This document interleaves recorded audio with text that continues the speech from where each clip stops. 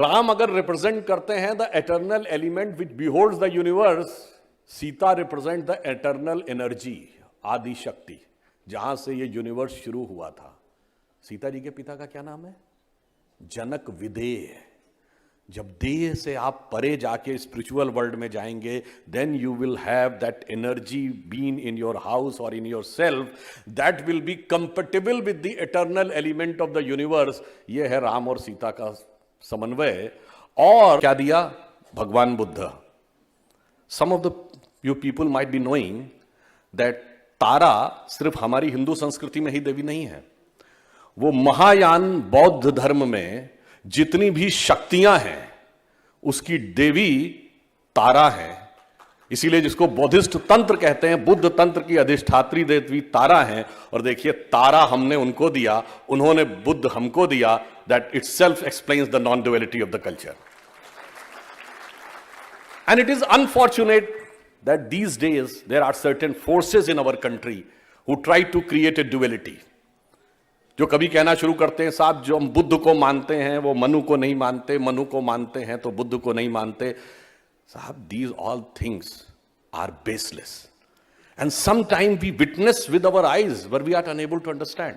अब ये बताइए, जब पूजा करते हैं और जब टाइम ड्यूरेशन बोलना शुरू करता है पंडित, तो क्या बोलता है? ब्रह्मा आयु द्वितीय परार्धे, यानी ब्रह्मा जी की आयु का द्वितीय परार्ध। श्वेत वाराह कल्पे, श्वेत वाराह कल्प में, वैवस्वत मनवंतरे, वैवस्वत नामक मनु के कालखंड में। फिर क्या कहता? कलयुगे प्रथम चरणे बुद्धावतारे। फिर कहता अमुक नाम संवत्सर, अमुक नाम तिथि, अमुक नाम नक्षत्र। एक ही लाइन में मनु भी हैं, बुद्ध भी हैं, मगर अब क्या करें, मैकाले और मार्क्स के मानस पुत्रों के दिमाग में ऐसा बैठा हुआ है कि वो इस नॉन ड्युअलिटी को देखने के लिए तैयार नहीं है। But I would like to say कि when we talk about the World Ramayan Conference, तो भगवान राम विश्व के एकमात्र ऐसे ईश्वर हैं जिनका व्याप इतना व्यापक है कि if I ask you, you name a single country in the world on whose national broadcaster every day Ramayan is relayed. It's not India, it is Indonesia, that is the biggest Muslim country of the world. If I ask you if there is one country in the world whose descendant considered themselves as descendant of Bhagwan Rama, it is South Korea, whose first lady considered that they are the descendant of Bhagwan Ram, वो भगवान राम के वंशज हैं। And you go and check 60% of the South Koreas are non-believer in religion. And if there is one country in the world whose king holds the title King Rama the 10th, it is Thailand. It is also the non-Hindu country. तो साहब, मुस्लिम हो, बौद्ध हो या भगवान को न मानने वाला हो, राम सभी के साथ जुड़े हैं। And this is on the eastern side of the globe, but look at the west. आप में से बहुत से लोगों ने शायद ध्यान दिया हो, वेस्ट में सबसे पुराने सिविलाइजेशन के सेंटर्स क्या है? एक है इजिप्ट, एक है मेसोपोटामिया, एक है ग्रीस या रोम, और एक आज का जो northern and southern and Latin America, Inca, Maya and asterisk, जिसको मेसोपोटामियन सिविलाइजेशन कहते थे, यानी जिसमें आज का इराक आता है, सीरिया आता है। इराक में एक जगह है Kurdistan, you might have heard the name, Kurd लोग वहां के होते हैं। उसमें एक सेलेमी प्रोविंस है, जिसकी गुफाओं में जानते हैं क्या चित्र मिला है? एक धनुष लिए हुए राजा खड़े हैं और एक वानर उनके आगे श्रद्धा से हाथ झुका के खड़ा है। अब ये बताने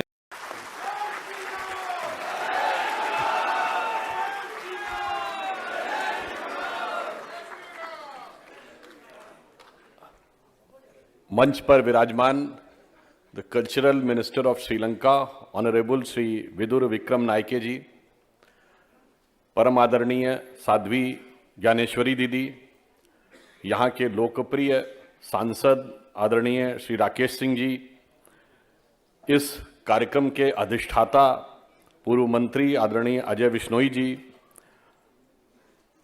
टूरिज्म कॉरपोरेशन के चेयरमैन विनोद गोटिया जी, गोविंद सिंह जी दी, और डॉक्टर अखिलेश गुमाश्ता जी, साध्वी अमृता दीदी जी। सर्वप्रथम तो मैं यह कहना चाहूंगा कि जब हम यहां वर्ल्ड रामायण कॉन्फ्रेंस में एकत्र होते हैं तो विश्व और राम दोनों का मन में एक चित्र उभरता है, और यदि वह स्थान जाबाली ऋषि की तपोभूमि से जुड़ा हुआ हो तो उसमें सिर्फ चित्र के साथ पवित्रता भी स्वतः उभर के सामने आती है। और इसलिए मैं सर्वप्रथम अपना उद्बोधन इस पंक्ति के साथ प्रारंभ करना चाहूंगा कि ये तन प्रभु राम का, मन प्रभु राम का, तो मन से बोलिए जय श्री राम की। और लोक परलोक यही यही मोक्ष धाम है, तो हर क्षण बोलिए जय श्री राम। यहां इस अवसर पर देखिए उपस्थिति भी क्या है। आदरणीय दीदी जी हैं जो धर्म के पथ का प्रतिनिधित्व करती हैं, सांसद राकेश सिंह जी हैं जो कर्म के पथ का प्रतिनिधित्व करते हैं, श्रीलंका के हमारे मंत्री महोदय वो भी कर्म का प्रतिनिधित्व करते हैं, और जनरल जीडी बख्शी जी भी हैं जो शौर्य के पथ का प्रतिनिधित्व करते हैं। तो जब धर्म, कर्म और शौर्य तीनों ही दिखें तो वही तो साक्षात भगवान राम का स्वरूप होगा। अब यदि हम यह कहें कि वर्ल्ड रामायण कॉन्फ्रेंस की आवश्यकता क्या है, तो भगवान राम विश्व में एक अद्भुत ईश्वर हैं। सर्वप्रथम I would like to say that Vidur ji was saying that he has come from the land of Ravana. So I would like to say that first we are glad that he is here. It means the Ram Setu built by Bhagwan Ram lakhs of years before is still having an unflinching bonding between India and Sri Lanka. And on the lighter note, it is the only country which is having Sri in its name. And he was saying that do we think that he represents the descendants of Ravana? Some of our respected audience has said, no, we think that you represent the Vibhishana, but I would like to say, no. I would like to say there is a distinct difference between Bhagwan Ram and rest of the world and culture. In every culture in the world, you will find that there is a God and there is a devil. And these two forces are in perpetuity, and always there is a God, there is a devil, there is a duality. But in Indian culture, finally, whosoever is considered as evil, like Ravan, was nothing but the part of the supreme consciousness, और अंत में रावण की आत्मा भी राम में मिल जाती है. So that is non-duality. So that's why I want to say that we represent a non-duality of the culture, and so is the relationship and identity between India and Sri Lanka with non-duality. And look at the presentation given here. हमने उनको क्या दिया? तारा देवी. उन्होंने क्या दिया? भगवान Buddha. Some of you people might be knowing that तारा सिर्फ हमारी हिंदू संस्कृति में ही देवी नहीं है. वो महायान बौद्ध धर्म में जितनी भी शक्तियां हैं उसकी देवी तारा है. इसीलिए जिसको बौद्धिस्ट तंत्र कहते हैं, बुद्ध तंत्र की अधिष्ठात्री देवी तारा है. और देखिए, तारा हमने उनको दिया, उन्होंने बुद्ध हमको दिया. That itself explains the non duality of the culture. And it is unfortunate that these days there are certain forces in our country who try to create a duality. जो कभी कहना शुरू करते हैं, साहब जो हम बुद्ध को मानते हैं वो मनु को नहीं मानते, मनु को मानते हैं तो बुद्ध को नहीं मानते.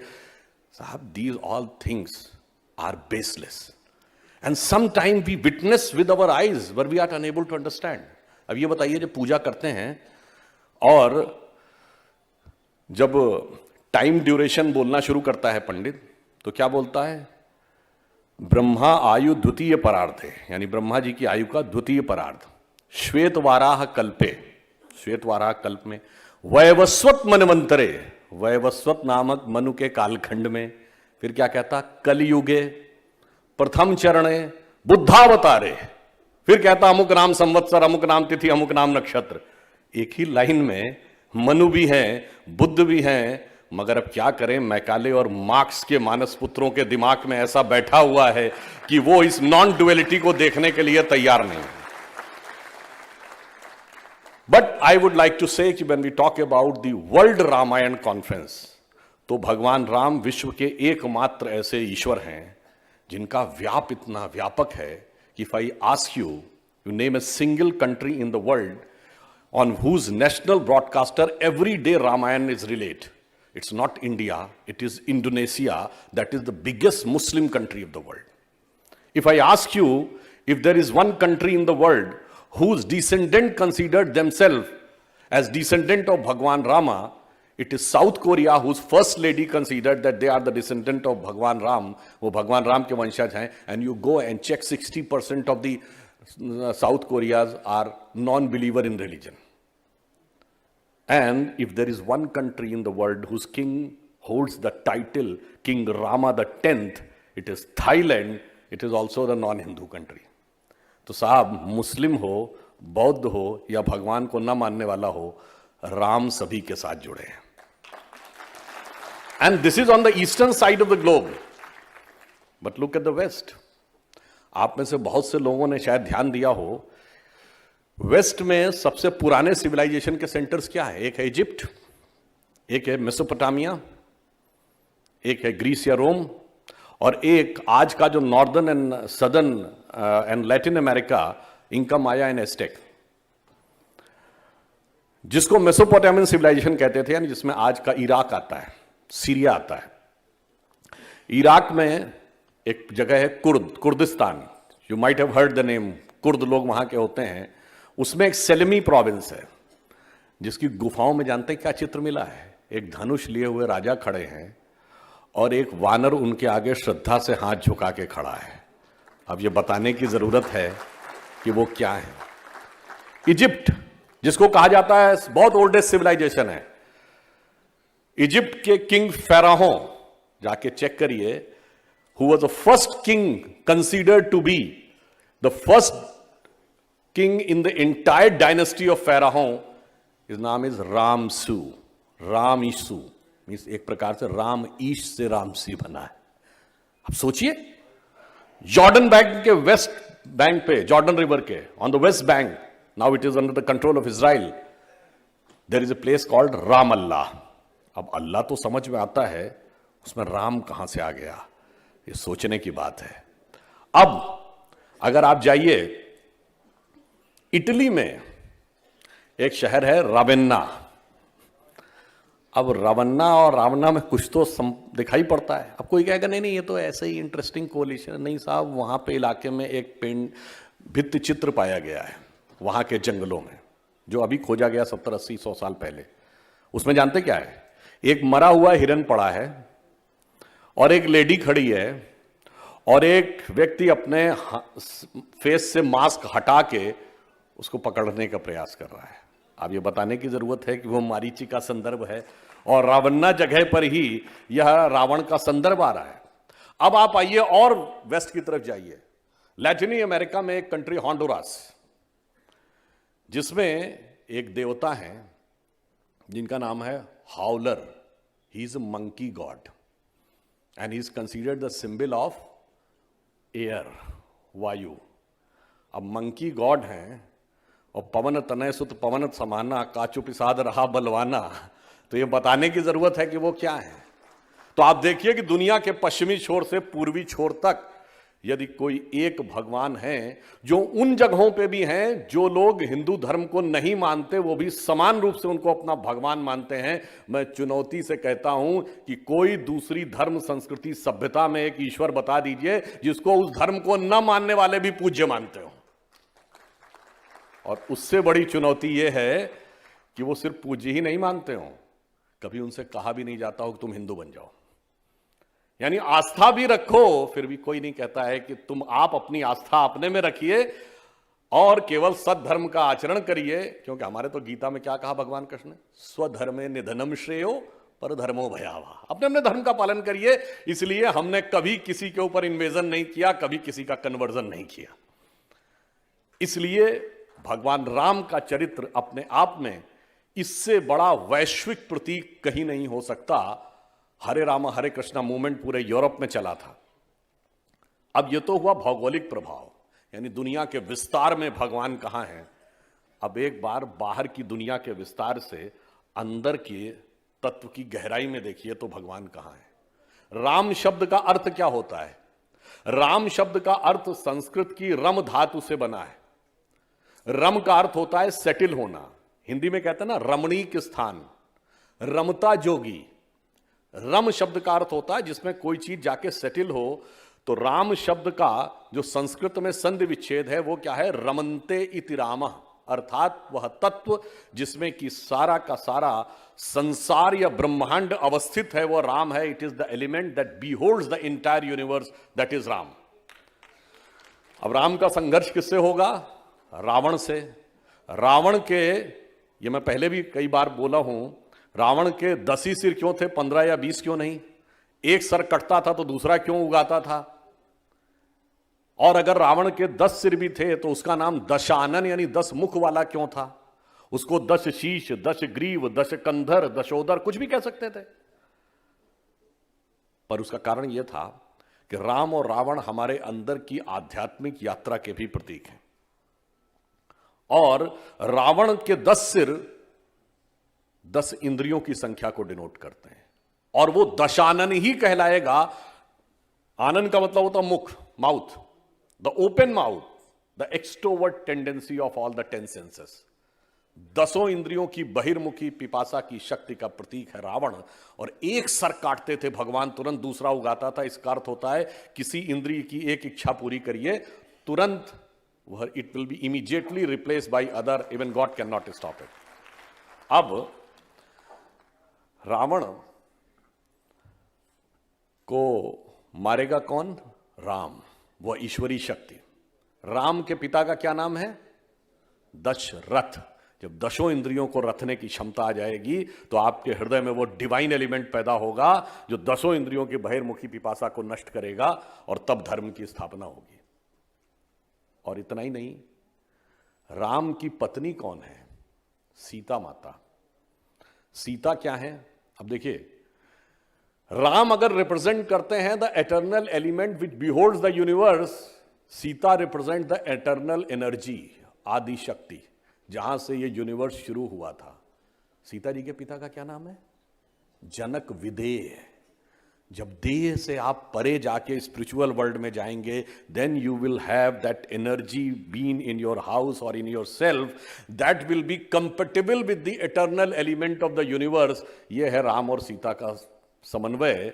और जो extrovert tendency of all the 10 senses है, 10 इंद्रियों की बहिर्मुखी पिपासा है, वो उसका हरण करने का प्रयास करती है। यह है राम रावण संघर्ष का अर्थ। और यह हमें सामाजिक जीवन में भी क्या देता है? शायद आप में से बहुतों ने वो श्लोक सुना होगा। संस्कृत की बड़ी प्रसिद्ध कहावत है, विनाश काले विपरीत बुद्धि। परंतु हम में से कुछ लोगों को पता होगा, हो सकता कुछ लोगों को ना पता हो, ये पूरा श्लोक क्या है। ये जब मारीच मृग बनकर आता है, सोने का हिरन बनके, तो उस क्षण जब सीता जी कहती हैं राम से कि सोने का मृग है जाओ, राम कहते हैं सोने का मृग नहीं होता। देखिए, राम परमात्मा है, सीता जी जीवात्मा है। मृग यानी हिरण जो है किस चीज का प्रतीक है? एक बहुत ही सुंदर सुखद शांति। आप कहते हैं ना जंगल में घूमता हुआ हिरण, मतलब एक पीसफुल कामनेस। और सोना, रुपया, पैसा।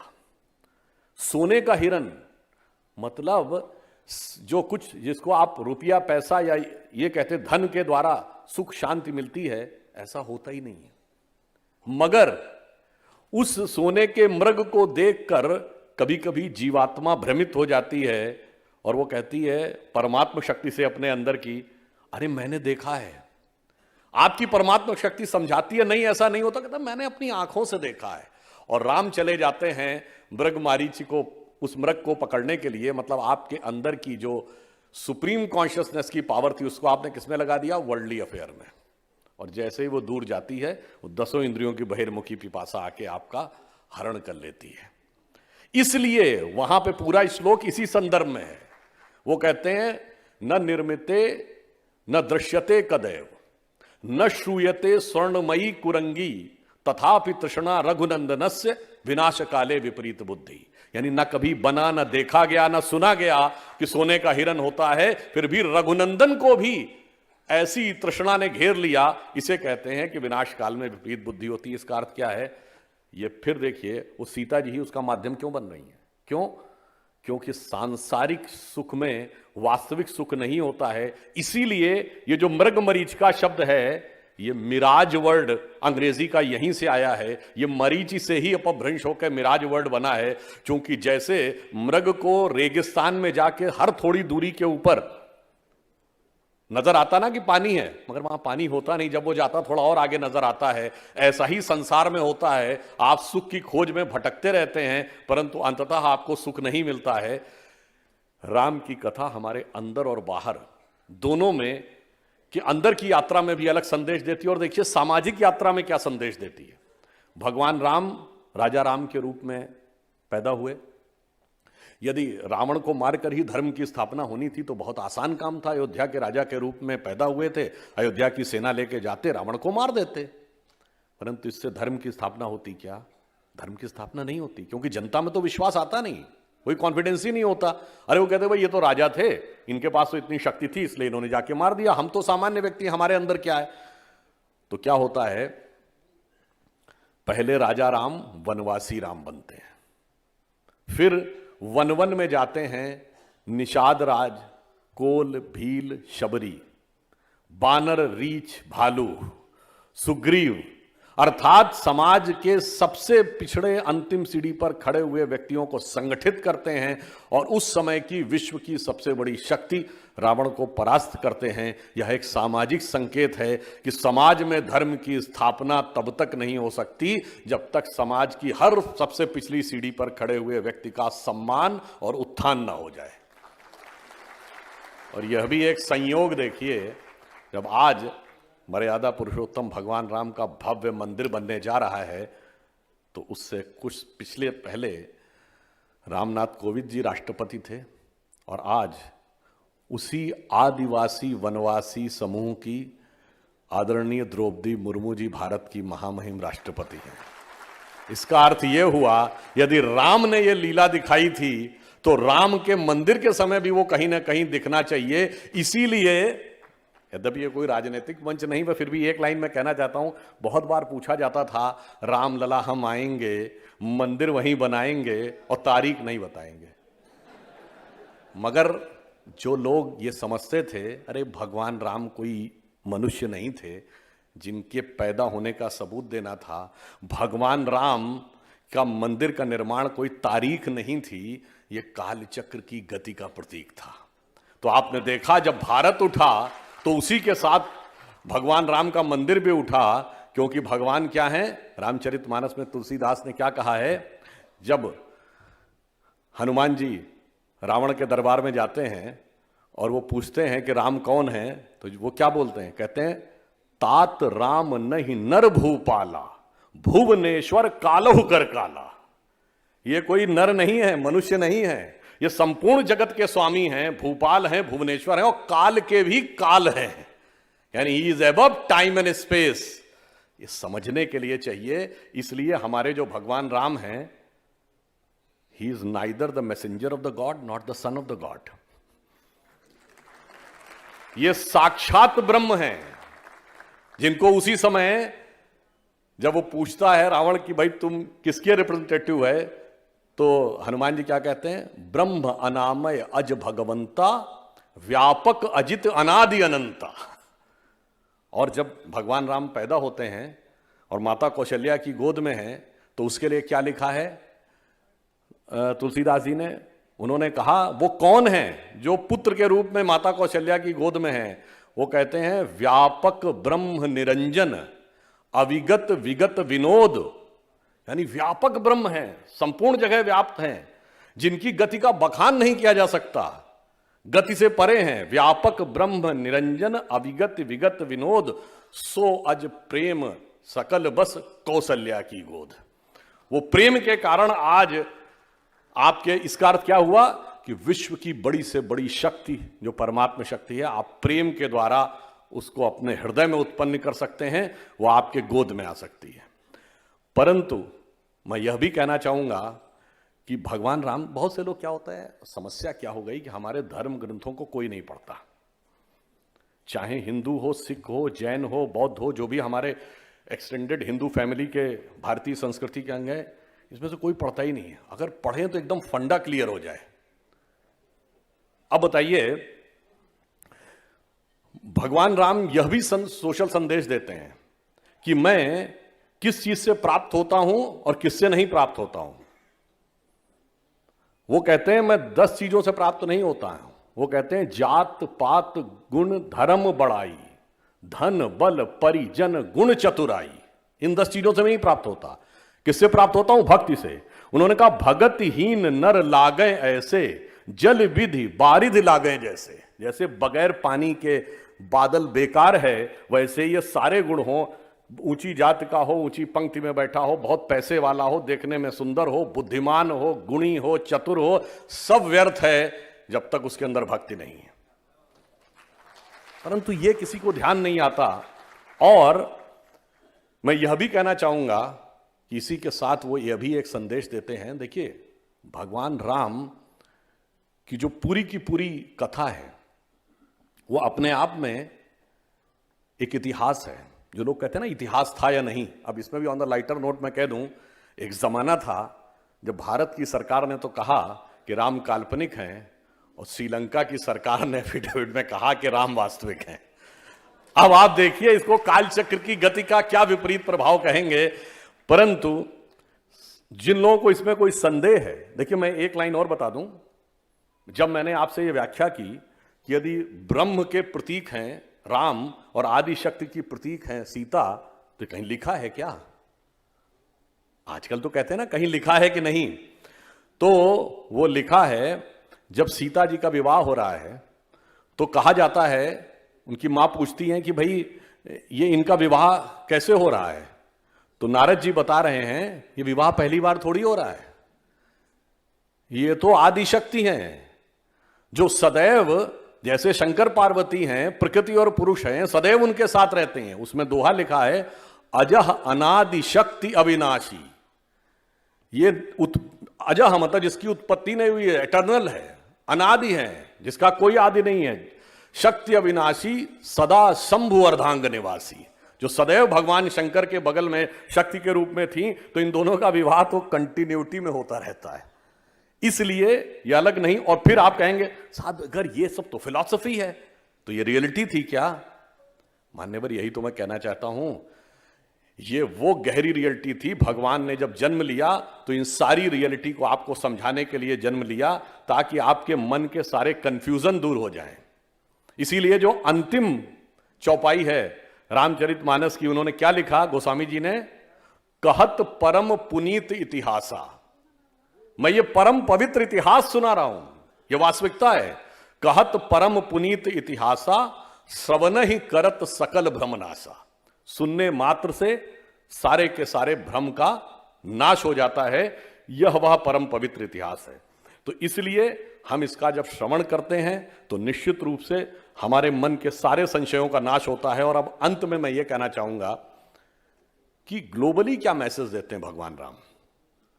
आज दुनिया में रशिया यूक्रेन का युद्ध चल रहा है, चाइना आंखें दिखाता है अपने अगल बगल वालों को, कहीं नेटो बना है, कहीं सेंटो बना है, कभी वार्सा पैक्ट था।